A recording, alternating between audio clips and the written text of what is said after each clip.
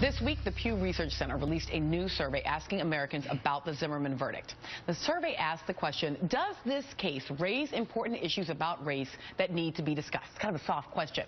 But the answers reveal a deep racial divide. 47% of Hispanic respondents and 78% of black respondents believe that the Zimmerman verdict should provoke racial conversation. But only 28% of white respondents agreed. 28%.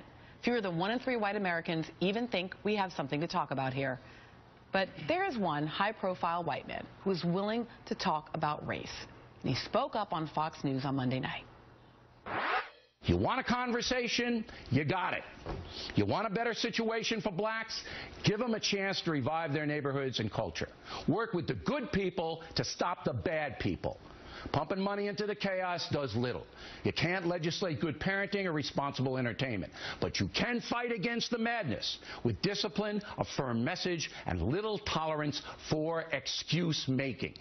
It is now time for the African-American leadership, including President Obama, to stop the nonsense, walk away from the world of victimization and grievance, and lead the way out of this mess.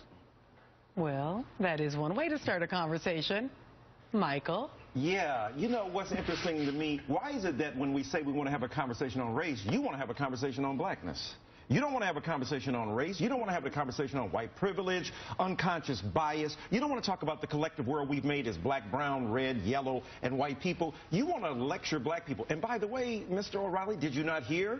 Even though a lot of us disagree, did you not hear President Obama tell Morehouse College no excuse making? Now, a lot of us want to put it in the and Morehouse is not even the beginning of that. It's actually part of what makes President Obama in a particular position to say what he said a week ago, is that he has been very much the kind of respectability president from the beginning. Right, and even if those of us who have problems with that, the point is, how can white Americans like Mr. O'Reilly ignore the context when Mr. Obama has lectured endlessly and tirelessly for African American people? But beyond that, Jesse Jackson and Alvin Toussaint in the 1970s had a book called Why Blacks Kill Blacks. So please don't pretend that African American people have not been on this case. But this is what we know.